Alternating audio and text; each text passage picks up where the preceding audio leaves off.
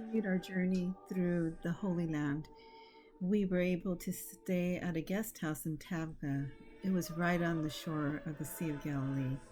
We woke up to some of the most beautiful sunrises, and it was just such a peaceful, peaceful place to be. I could almost imagine Jesus Christ out there on the boat speaking to the disciples and all those that believed in Jesus or wanted to hear his word or just be touched by him so that someone that was sick might be cured. It was a very significant experience for us there. These are videos that I captured of some of the sunsets that we captured while we were there, and also some still photographs, so I hope that you enjoyed those as well. As I said earlier, there were some of the most magnificent sunrises there. Many mornings we woke up to continue our journey. On one morning we started here before we went to Nazareth. On another we started here with breakfast before we headed out to Galilee and to Capernaum and Tabgha, where many miracles were performed. On this particular morning, we started here with this beautiful sunrise before heading out to Tabgha, which is actually Greek for 7 bodies of water. And it's also the site of the miracle of the loaves and the fishes.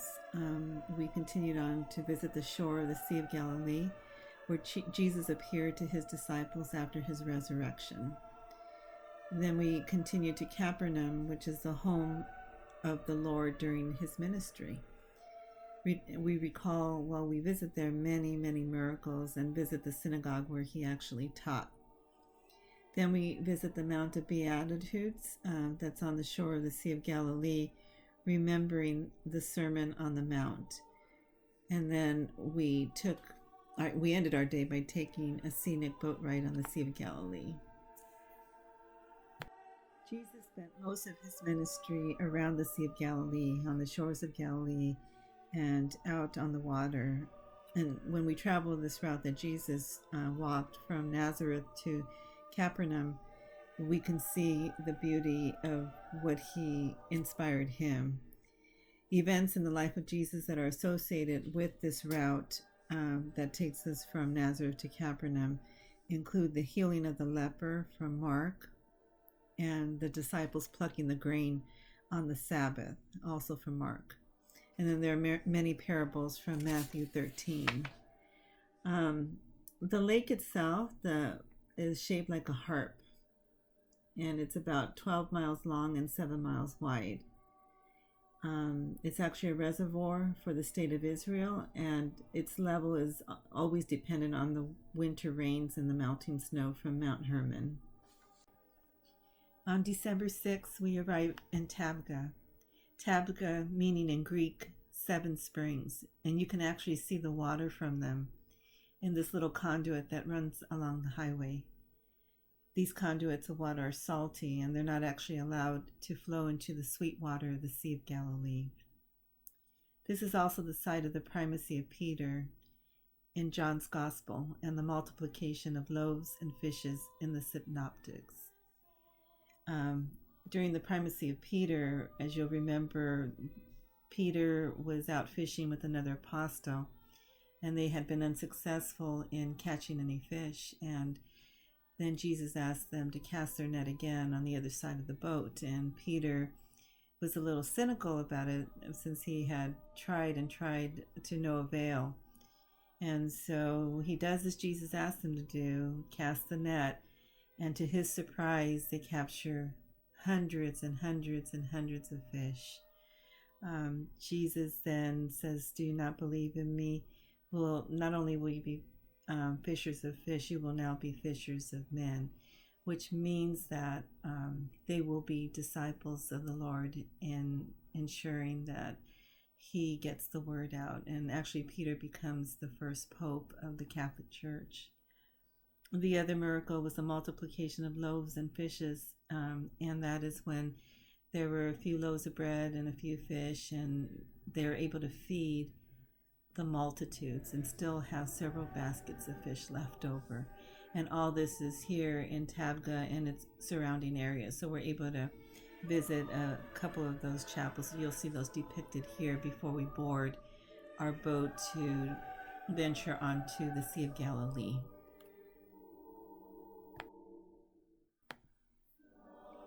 As we were getting ready to board our boat so that we can take our scenic ride on the Sea of Galilee, we walked by another boat where other pilgrims from Africa, they were there, and they were from Lagos, and they were so inspiring with their music and their dance, and you could just see the happiness and the glory that they were experiencing, and I captured that on this following video.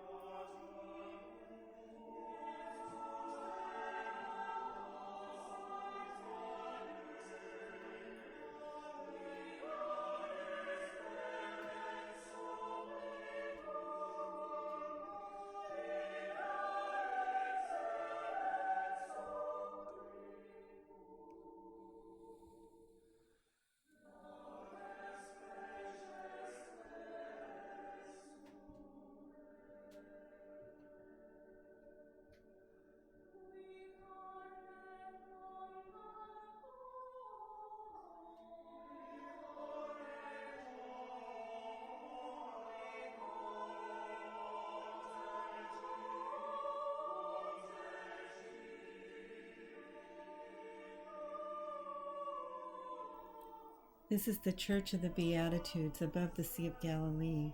This is where Jesus gave his famous sermon, now known as the Beatitudes. Themselves are now the Magna Carta of Christianity and are so familiar that they can lose their impact. Blessed are the poor in spirit. Blessed are the sorrowful. Blessed are the meek. Blessed are they who hunger and thirst for righteousness. Blessed are the merciful. Blessed are the pure of heart. Blessed are the peacemakers. Blessed are those who are victims for the cause of justice.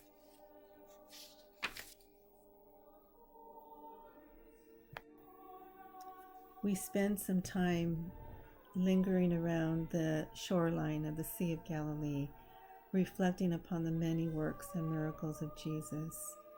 We were able to look at the statues that surround the beautiful grounds. Many of the pilgrims sat by the shore to dip their feet into the sweet waters of the Sea of Galilee. We reflected and we remembered the northern shoreline where Jesus first called his disciples, Peter, Andrew, James, and John. It was on this lake, this very lake, that he calmed the storm and walked on its waters.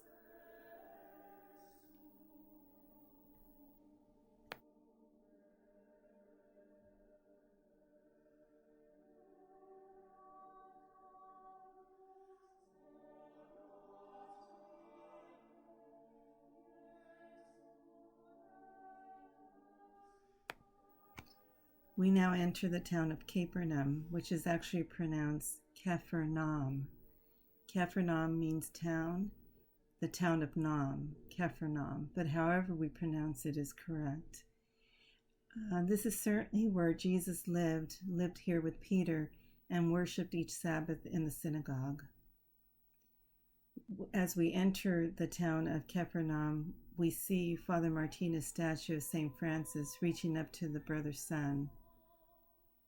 Then there's the modern church of St. Peter that has a twofold function: to protect the excavations and to preserve them as a holy place. You'll also see a red domed church of the Greek Orthodox, which is a continuation of the site of the ancient city.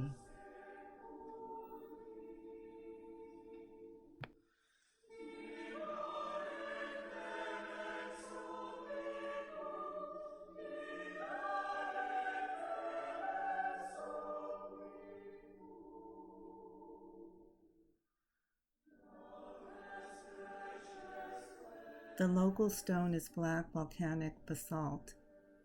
All of the white stone lying around, much of which is beautifully carved, was brought from a distance for the building of the White Synagogue, 3 or 4 centuries after Jesus. The foundation of the synagogue in which Jesus worshipped is clearly visible from the side of the present one. That is the one that was built for the local people by a centurion whose servant Jesus cured, as cited in Luke. It was here, after the multiplication of the loaves, that Jesus delivered the discourse on the bread of life.